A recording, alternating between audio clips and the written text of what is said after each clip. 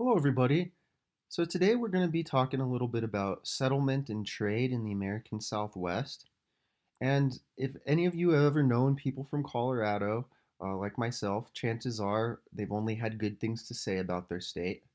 Colorado is a highly attractive destination for relocation for many people throughout the United States.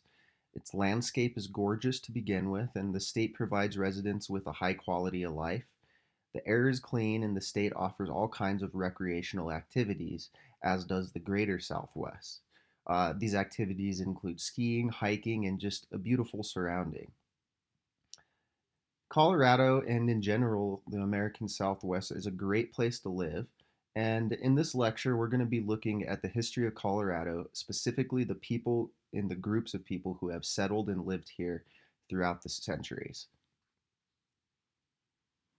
And on your left here, you'll see a picture of an 1890 miner's home in Colorado. On the right, you'll see Wilson's Peak. This is one of Colorado's 14ers, peaks over 14,000 feet, and it is located in the San Miguel Mountains. It's one of my favorite, most picturesque photographs.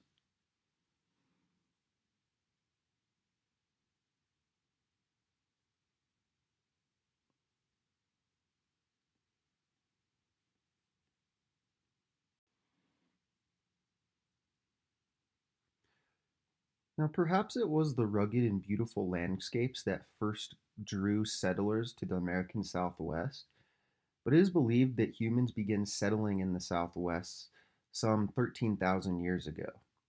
Various Paleo Indian groups settled in the area that is now Colorado, notably the ancestral Puebloans. Today, you can visit cliff palaces in Mesa Verde National Park and see extensive cliff dwellings dating back to the 12th and 13th centuries.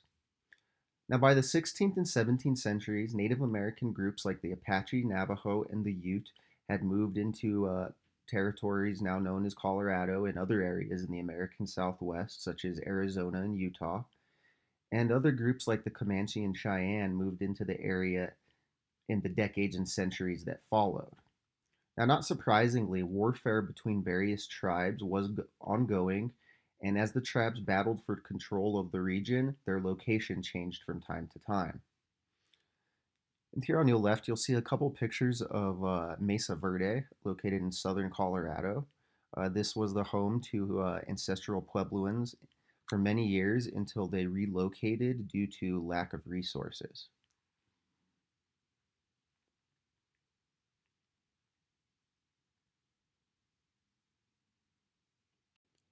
Now, one of the things that I want to address before we go too much further is the idea of the production of the West, or myth versus reality, of what the people of the West really comprised of. Now, many of us, especially our parents and our grandparents, when we think of the Old West, we think of the Hollywood John Wayne archetype that you see on the far left. But in reality, following the period of Spanish conquest, a variety of ethnic groups comprised what would become the southwestern territory of the United States. And despite this portrayal of a predominantly white Western pioneer in films and in popular culture, the West was in reality a diverse patchwork of cultures that included Native Americans, Hispanos, Mexicans, European trappers, and African Americans. By the time the gold seekers entered the Pike Peak region in the 1858 gold rush, the territory was already well known to scores of Native American, scores of trappers and traders, and many pathfinders who would become the true settlers of what would become Colorado.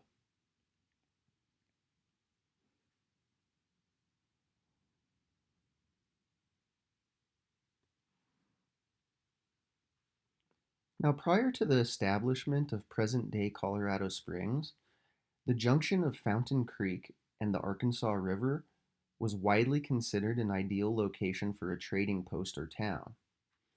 In the years prior to the 1858 gold rush, several forts, trading posts, and establishments were erected in the vicinity, including Jimmy Camp, El Pueblo, and Old Bent's Fort.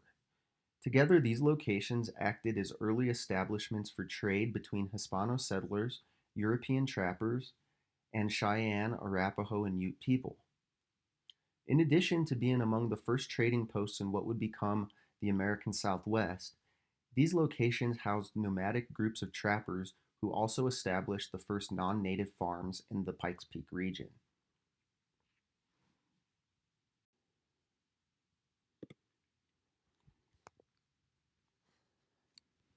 Jimmy Camp was among the first locations for trade with Native Americans in southern Colorado.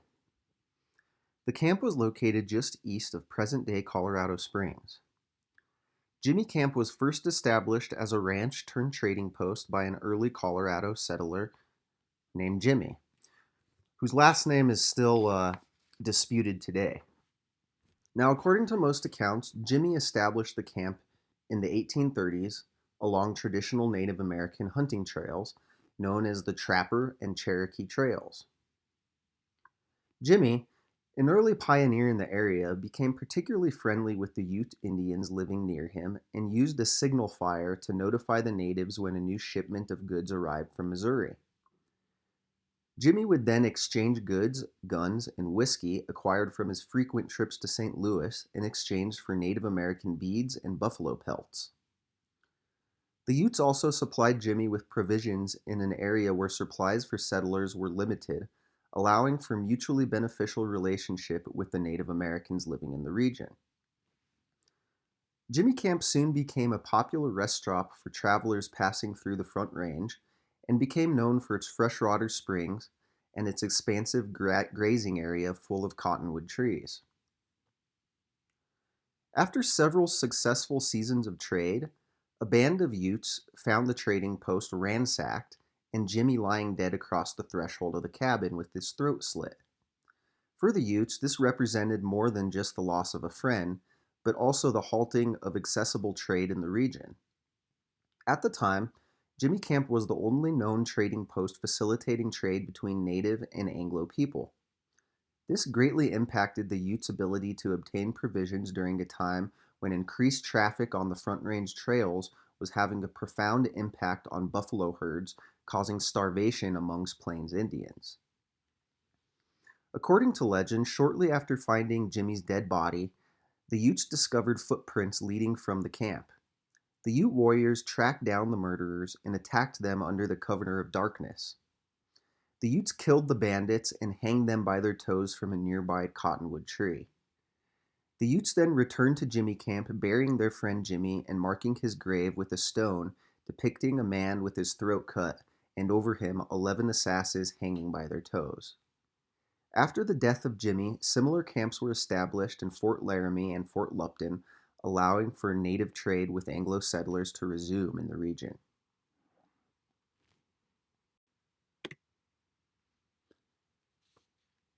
Another early trading post in the American Southwest was El Pueblo, which later became the city of Pueblo, Colorado. El Pueblo was a fort and trading post located near the present day city of Pueblo, Colorado, and it was established around 1842 by traders and trappers of Native American, Hispano, Mexican, and French descent. At the time of El Pueblo's construction, demand for beaver pelts was declining in the region in favor of the more desirable and modern buffalo robes and furs. And this initial fort was designed to protect against Indians and thieving whites looking to capture these furs. The fort stood just west of Fountain Creek on the north side of the Arkansas River, which at the time was the border between Mexico and the United States, and construction began shortly after Mexico won independence from Spain in 1821. Now, originally, El Pueblo consisted of an adobe building called Fort Nepesta, also known as Milk Fort for the many goats grazing on its courtyard. The structure was described in 1845 as nothing more than a large square enclosure surrounded by a wall of mud, miserably cracked and dilapidated. El Pueblo contained several rooms that were occupied by around 100 or so traders and their families, and contained several rooms used for negotiating trades, blacksmithing, and storage. In 1854, on Christmas Eve, The trading post was raided by a band of Ute and Apache Native Americans led by Ute chief Tierra Blanca. During the raid, the band killed the 16 adults living at El Pueblo and kidnapped two young boys and a woman. During the ransacking of the fort, much of the structure was destroyed and later dismantled by the traders. After 1854, as popular trade in buffalo robes and furs was declining, El Pueblo was slowly abandoned and replaced by several surrounding forts. A replica of El Pueblo has been built near its former site and can be visited by tourists today. And on your left, you can see the reconstruction of the El Pueblo fort that can be visited today by tourists.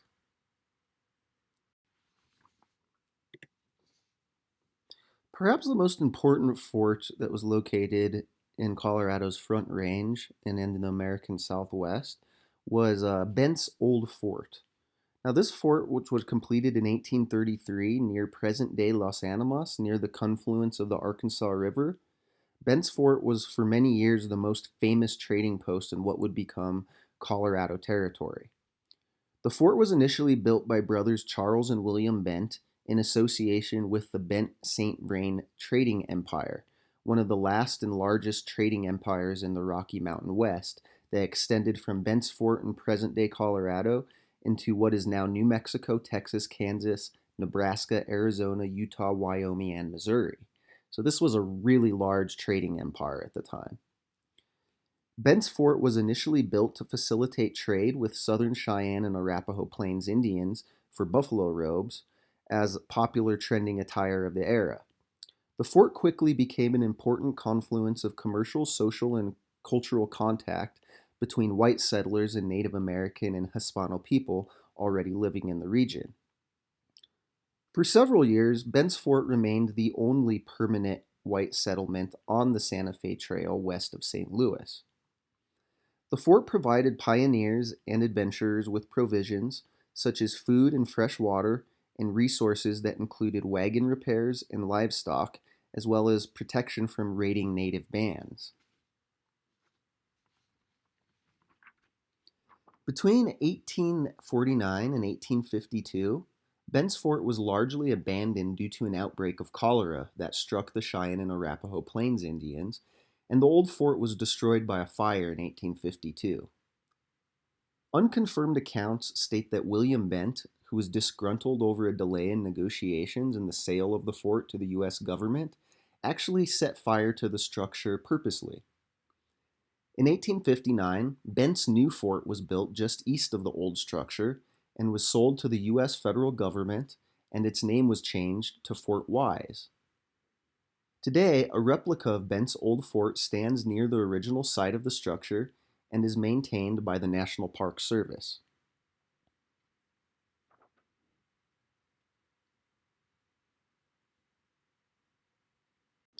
Now, predominantly, the people who were converging at these forts and these trading post locations were trappers who were obtaining pelts in the area and going to these locations to trade and sell their goods.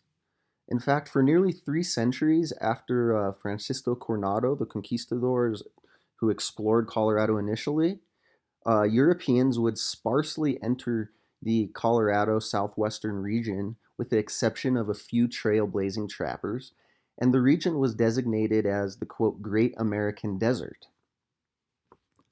The fur trade west of the Mississippi began in the mid 1700s, and initially those involved in the trade did not intend to hunt and trap fur-bearing animals themselves, but rather trade with native trappers. However, the Native Americans did not produce enough furs to meet the demand. So to satisfy the increased demand for furs in the US and in Europe, companies began to employ their own trappers who would live in the mountains full-time, and the American Mountain Man was born. In the Southwest, the mountain trapper life was rugged and dangerous, and they faced these many hardships all well alone. Mountain trappers hunted wild game for food and wore clothing made of animal skins. The majority of trappers were employed by large fur trading companies, such as the Rocky Mountain Fur Company, that employed hundreds of trappers at the time. However, some mountain men chose to remain, quote, free trappers, working for themselves and selling furs to the highest bidder. James Beckworth was among the many trappers that frequented the southwestern and Colorado territories. Famously known as Bloody Arm for his skill as a fighter, Beckworth was of mixed African American race and was born into slavery in Virginia. As a young man, Beckworth joined the Rocky Mountain Fur Company and became known in the following years as a prominent mountain trapper in what would become the Southwestern Territories. In 1825, Beckworth claimed to have been taken captive by a Crow nation where he became a respected warrior chief. In 1840, Beckworth moved to Bent's Fort near Pueblo, Colorado, where he became an independent trader. Other notable and early trappers in Colorado's Front Range include George Ruxton, whose name you might recognize from some of the streets in Manitou Springs. He explored Manitou as well as Ute Pass and parts of Woodland Park, as well as modern day Florissant and Lake George, and he wrote extensively of his travels. And another individual was Mariano Medina and his stepson Luis Papa, who would go on to be the first settlers in the Loveland region. And on your left, you'll see a artistic rendition of James Beckworth, the African American trapper. And predominantly, these trappers were initially looking for beaver pelts so they could make top hats, which were all the fashion at the time. You could see that hat right in the middle. Once the fashion of these hats kind of wore out, as I mentioned before, popular trend was to collect buffalo furs to create buffalo robes. So as the attires changed throughout the years, so did what the trappers were looking for. And then on the far right here, you see a artistic rendition of a mountain man, and this is located in the Colorado Historical Society.